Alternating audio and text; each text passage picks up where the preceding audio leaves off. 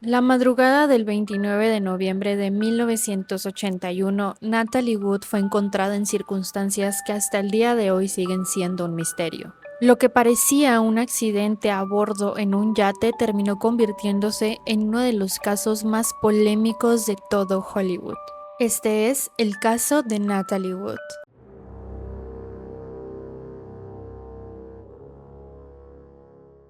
Natalia Nikolayevna Zayarenko nació el 20 de julio de 1938 en San Francisco, California, Estados Unidos.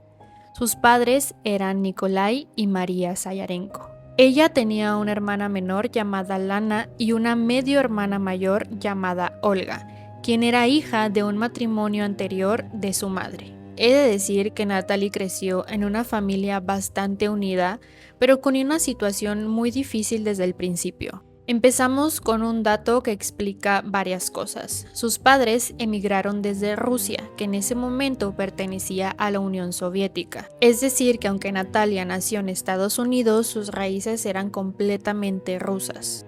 Poco tiempo después, cuando Natalie tenía 4 años, fue registrada con otro apellido, ya que su padre decidió cambiar el Zayarenko por Gurdin. Y si hay alguien quien impulsó su carrera desde el principio fue su madre. María era una mujer muy ambiciosa y estaba completamente convencida de que Natalie tenía todo para ser una superestrella. La verdad es que no se equivocó. Natalie comenzó a actuar desde muy niña y terminó convirtiéndose en una de las estrellas más exitosas de Hollywood en esos tiempos. Lo más impresionante es que ella, a diferencia de la mayoría de actores infantiles, logró hacer una transición a papeles más maduros, logrando mantener su exitosa carrera. Eso la verdad es que era bastante difícil en esa época. Y aquí es donde la historia comienza a ponerse bastante inquietante. Se dice que cuando María estaba embarazada de Natalie, una anciana en la calle le leyó la mano y le hizo una predicción muy extraña. Su hija será una gran estrella, pero deberá tener mucho cuidado con las aguas oscuras. Obviamente no hay manera de comprobar de que esto pasó exactamente así o si fue exagerado o cambiado con el tiempo, pero lo cierto es que lo que le dijo esa anciana ese día marcó por completo a María. Desde entonces ella le tuvo un terror horrible al agua y le transmitió ese mismo sentimiento a Natalie durante toda su infancia. Le repetía constantemente que debía tener muchísimo cuidado y que debía respetar el agua. De hecho, Natalie prácticamente nunca aprendió a nadar. Este dato es muy importante para todo lo que viene a continuación. A finales de los años 40 fue cuando Natalie comenzó a aparecer en varias películas apenas siendo una niña, lo cual llamó completamente la atención del público. Su primer gran éxito llegó con Milagro en la calle 34 en el año de 1947. Era una película navideña que la convirtió en una de las actrices infantiles más queridas de la época. Pero el papel que realmente marcó su infancia fue Rebelde sin causa en el año 1955. Aquí actuó junto a James Dean. Esta película no solo la ayudó a dejar atrás su imagen de niña estrella, sino que demostró que podía tomar papeles más maduros. En esta etapa fue cuando comenzó a empezar el nombre por el que todos la conocemos, Natalie Wood. El Wood viene de un director llamado Sam Wood. Ya como actriz adulta, Natalie también consiguió papeles muy importantes. Uno de los más recordados fue West Side Story en el año 1961. Aquí interpretó a María, un papel que la convirtió en una de las grandes estrellas de Hollywood y por el que recibió una nominación al Oscar. También destacó en películas como Splendor in the Grass en el año de 1961, actuación por la que obtuvo otra nominación al Oscar, y Love with a Proper Stranger en el año de 1963, que le dio una tercera nominación como mejor actriz. A lo largo de su carrera fue nominada 3 veces a los premios Oscar y recibió varios reconocimientos, y se convirtió en una de las pocas actrices infantiles que logró mantenerse vigente después de crecer. Pero detrás de toda esta imagen de estrella perfecta, la vida de Natalie también estuvo marcada por varias situaciones difíciles. Me voy a adelantar un poco en el tiempo y les voy a contar que años después de su muerte surgieron algunos testimonios de personas cercanas a Natalie que afirmaron que ella había sido abusada sexualmente Cuentan que esto pasó cuando era adolescente y que fue por parte de un actor muy conocido de Hollywood. Sin embargo, quiero aclarar algo sumamente importante, y es que Natalie nunca en su vida salió a hablar públicamente sobre esto. Así que no existe una confirmación como tal por parte de ella, solamente son testimonios de personas externas. Lo que sí se sabe es que Hollywood durante esa época tenía grandes desequilibrios de poder, especialmente para jóvenes actrices como Natalie que apenas comenzaban su carrera. Hubieron muchas historias de abuso que permanecieron ocultas por demasiado tiempo. Hay una persona que estuvo presente en prácticamente los momentos más importantes y más polémicos de la vida de Natalie, que fue Robert Wagner. Hablemos de su relación. Natalie y Robert se conocieron cuando ella todavía era una adolescente. Él era varios años mayor que ella y ya comenzaba a hacerse un nombre dentro de Hollywood. Se dice que la conexión entre ellos fue instantánea, y para 1957, cuando Natalie tenía solamente 19 años, se casaron. Debo decir que al inicio parecían una de las parejas favoritas de Hollywood. Eran jóvenes, guapos y famosos. Todo mundo quería una relación como la de ellos. Pero la verdad es que todo al interior no era tan perfecto como la gente creía. Después de unos años juntos, para 1962 terminaron divorciándose. Natalie decidió rehacer su vida y para 1969 se casó con un productor británico llamado Richard Gregson. Con él tuvo a su primera hija, a la cual llamaron Natasha. Ella nació en el año de 1970. Sin embargo, ese matrimonio tampoco duró para siempre. Para 1972, cuando la relación entre Natalie y Gregson estaba llegando a su fin, tuvo un acercamiento nuevamente con Robert. Siguieron conviviendo, teniendo encuentros y decidieron casarse por segunda vez. Con él, Natalie tuvo a su segunda hija, a la cual llamaron Courtney. Robert había tenido una hija anteriormente, así que Natalie, además de tener a sus dos niñas, se convirtió en madrastra de Katie Wagner. Para muchos, esta historia representaba a una pareja que había logrado superar sus problemas, pero también existían rumores de que tenían una relación muy complicada. Así que llegamos a la noche en la que cambiaría por completo la historia de vida de Natalie. Pero antes de hablar sobre lo que pasó, tenemos que hablar sobre el lugar donde ocurrió todo. Un yate llamado Splendor. Este yate le pertenecía a Robert Wagner. Él lo había comprado hace muchos años atrás. Era un barco aproximadamente de 18 metros de largo que la pareja utilizaba para escapadas privadas y viajes por la costa de California. Para ellos representaba una especie de refugio lejos de Hollywood. Era el 28 de noviembre de 1981, durante el fin de semana de Acción de Gracias. Natalie para ese entonces tenía 43 años y se encontraba con su esposo Robert en California a bordo del yate. Pero no estaban solos.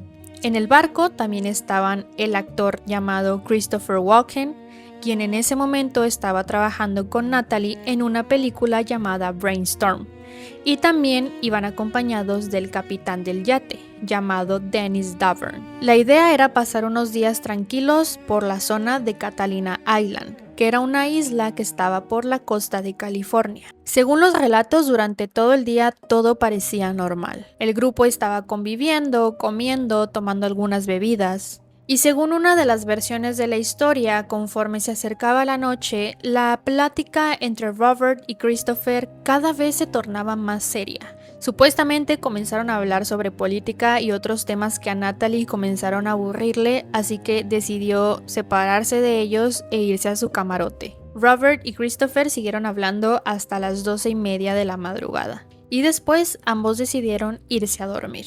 Fue en ese momento en el que Robert se dio cuenta de que Natalie no estaba en el camarote que ellos compartían. Al principio pensó que quizás se había ido hacia otro lugar dentro del yate, pero después se dio cuenta de algo que hizo la situación más inquietante. El bote auxiliar que pertenecía al Splendor no estaba en su lugar. A partir de ahí, Robert comenzó a buscar a Natalie. Comenzaron a buscar alrededor de todo el yate, pero la verdad es que no había ninguna pista que dijera a dónde se había ido. Y alrededor de la 1:30 de la madrugada, Robert y Dennis, el capitán del yate, decidieron contactar a los guardacostas para pedir ayuda. A partir de ese momento comenzó la investigación de lo que podría haber ocurrido en el Splendor durante esas horas. Cuando las autoridades empezaron a hacerle entrevistas a la gente que sí estaba en el yate, Christopher dijo que él no sabía nada de lo que pasó después de que él y Robert decidieron irse a sus respectivos camarotes. Y Dennis, durante sus primeros interrogatorios, también dijo que él no sabía exactamente lo que había pasado. Las autoridades y equipos de rescate recorrieron toda la zona intentando encontrarla, pero durante varias horas no hubo noticias. La preocupación aumentaba porque recordemos que Natalie no sabía nadar.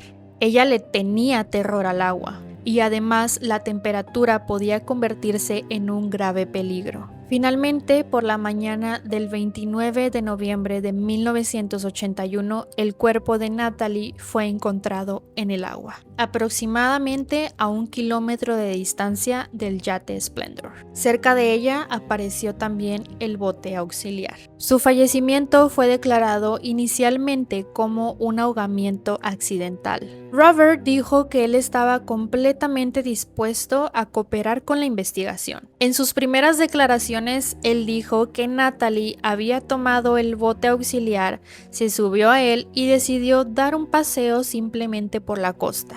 Sin embargo, cuando encontraron el cuerpo a la mañana siguiente, algunos detalles empezaron a generar dudas sobre ese testimonio. Ella llevaba puesta una pijama, una chaqueta y sus calcetines. Algo que para muchas personas no coincidía con el hecho de querer dar un paseo en el bote. Si traes tu pijama puesta, traes ropa para dormir, ¿cómo por qué harías eso? Después de que se cuestionó esta teoría, Robert dio una segunda explicación para explicar lo ocurrido. Él dice que Natalie siempre se quejaba del ruido que hacía el bote auxiliar al chocar contra el yate durante las noches, que ella siempre le pedía que saliera a cubierta para que viera si realmente estaba bien amarrado. Así que explicó que esa noche, como se quedó platicando hasta tarde con Christopher, probablemente ella se desesperó y decidió ir a ver por ella misma. Según su teoría, por eso salió con su pijama, su chaqueta y sus calcetines. Entonces intentó asegurar bien el bote, se resbaló y cayó al agua. Después el bote se soltó y empezaron a navegar por la deriva. Pero precisamente esa explicación fue una de las cosas que generó más dudas con el tiempo. Muchas personas se preguntaban que si Natalie tenía demasiado miedo al agua, ¿cómo se pudo haber atrevido a acercarse sola a la orilla del yate para amarrar un bote que estaba en el agua en medio del océano? Aún así, en ese momento la investigación concluyó que el fallecimiento había sido accidental. El caso se cerró inicialmente con la explicación de que Natalie se había acercado al bote y había resbalado. Sin embargo, con los años empezaron a surgir algunas preguntas alrededor de toda la investigación,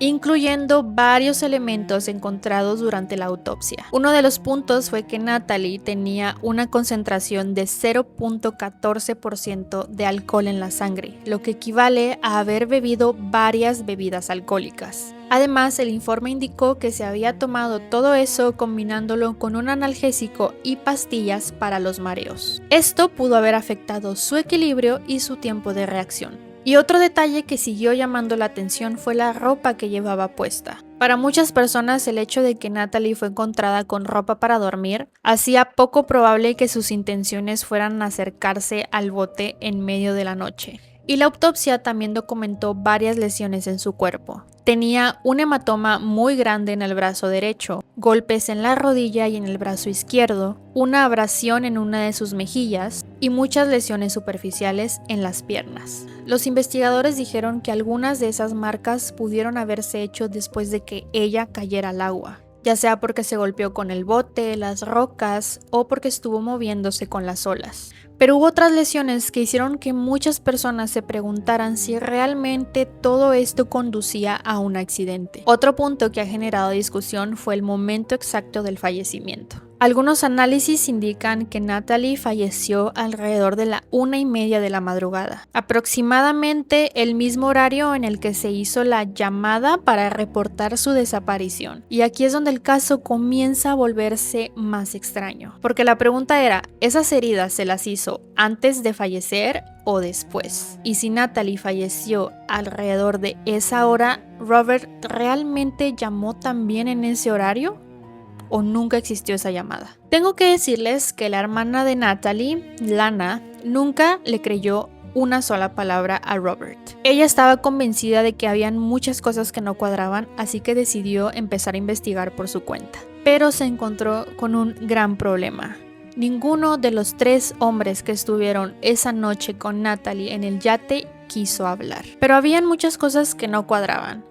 Robert aseguró que aquella reunión en el yate había transcurrido con normalidad, pero varios testigos contaron una historia muy diferente. Antes de regresar al barco, los 4 habían cenado en un restaurante. Según algunos camareros, tuvieron una discusión tan fuerte que tuvieron que pedirles que se fueran. Incluso aseguraron que Robert agarró una copa de vino y la estrelló contra el suelo, mientras los 3 hombres se gritaban y se amenazaban. Y eso no fue todo. Un matrimonio que aseguraba estar cerca del yate durante la madrugada dijo que escuchó algunos gritos. Según su testimonio, escucharon la voz de una mujer que pedía ayuda y la voz de un hombre aparentemente borracho que decía que la ayuda ya venía en camino. Ellos dicen que no intervinieron porque se dieron cuenta de que se trataba del grupo de Natalie Wood y Robert Wagner. La gente los conocía por siempre estar discutiendo, ya era algo que tenían muy normalizado, así que simplemente decidieron no meterse. Así que también por esa razón este matrimonio se tardó muchos años en confesar lo que supuestamente habían escuchado esa noche. Y para Lana todo esto reflejaba sus sospechas. Ella dejó de creer por completo en la versión de Robert y lo acusó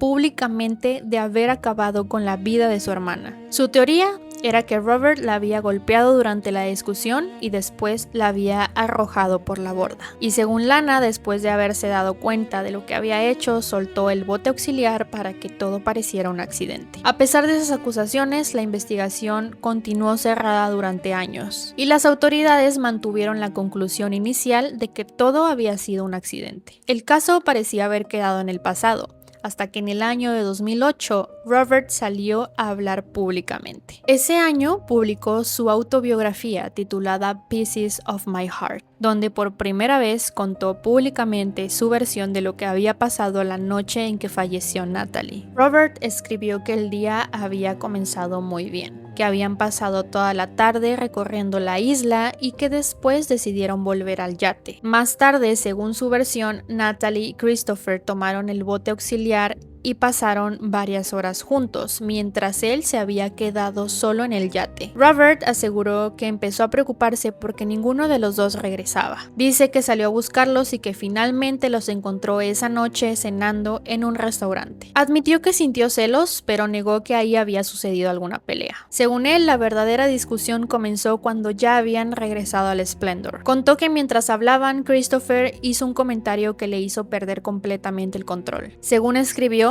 Christopher le sugirió a Natalie que debía dedicarse más a su carrera artística que a su vida como esposa. Y Robert aseguró que esa frase desató una discusión muy fuerte entre ambos. Y mientras ellos discutían, Natalie decidió irse al camarote. Según Robert, esa fue la última vez que la vio con vida. Pero la historia dio un giro completamente en el año de 2009. Para ese año, el capitán del yate, Dennis, publicó su libro titulado Goodbye Natalie, Goodbye Splendor, donde contó su versión de lo ocurrido. Él explicó que nunca había hablado antes porque sus abogados le habían aconsejado no hacerlo. Dennis aseguró que Robert no estaba contando toda la verdad. Según su relato, aquella noche sí existió una discusión en el restaurante y cuando regresaron al yate, la pelea continuó. Él dijo que no intervino porque su trabajo solamente era encargarse del barco y para no escuchar la discusión puso música alta, pero que aún así seguía escuchando los gritos. Y de pronto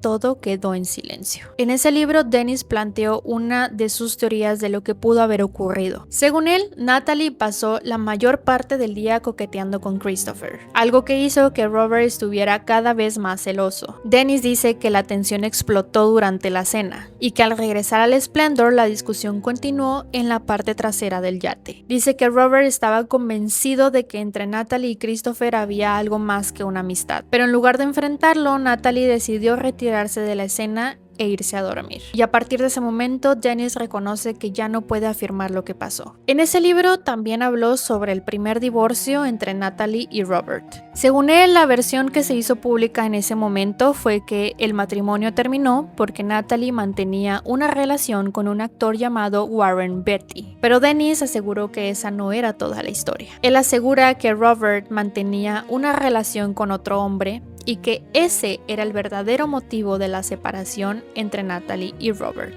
aunque nunca se hizo público. En aquellos años, una relación entre dos hombres hubiera significado prácticamente el final de una carrera para cualquier actor de Hollywood. Y Dennis incluso planteó una segunda teoría sobre el origen de la discusión, que el problema no había sido porque Natalie y Christopher mantuvieran una relación, sino todo lo contrario. Dennis creía que Natalie sospechaba de que Robert y Christopher tenían algo más que una amistad. Por eso, según su versión, pasó varias horas paseando con Christopher intentando averiguar si sus sospechas eran ciertas. Dennis asegura que durante la cena Natalie sacó el tema, y eso provocó que la discusión continuara después de regresar al yate. Él dice que los gritos se detuvieron de repente, y según él, Robert bajó a la cabina en donde ambos se quedaron un rato bebiendo. Después, Robert salió hacia su camarote y regresó nuevamente con Dennis para decirle que Natalie no estaba. Dennis dijo que él sugirió que llamaran a los guardacostas, pero que Robert le respondió que ya lo había hecho. También intentó encender todas las luces del yate para intentar localizarla, pero Robert se negó, le dijo que no lo hiciera porque no quería provocar un escándalo. Dennis también asegura que pasaron varias horas esperando a que llegara la guardia costera, pero como nadie llegaba, decidió hacer una llamada él mismo alrededor de las 5:30 de la mañana. Según Dennis, esa fue la única llamada de auxilio que se hizo para reportar la desaparición de Natalie, asegurando que Robert nunca había llamado como dijo. Lana Wood